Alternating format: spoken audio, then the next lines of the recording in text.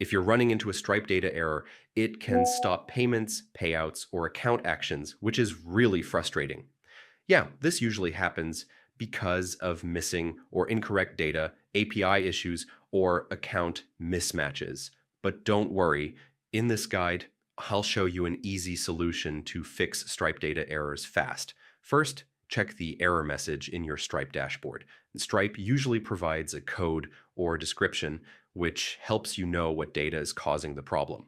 Next, make sure all required fields are filled correctly. This includes customer info, card details, and billing addresses. Missing or incorrect information often triggers data errors. If you're using Stripe API, verify that your request payload matches Stripe's required format. Incorrect JSON, missing parameters, or wrong field types can cause data errors. After correcting the data, retry the payment, payout, or API request. Most errors are resolved once the correct info is submitted. If the error persists, contact Stripe support.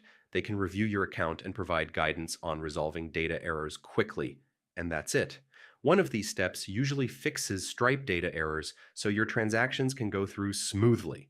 If this helped you, feel free to like the video and check out the channel for more Stripe troubleshooting tips.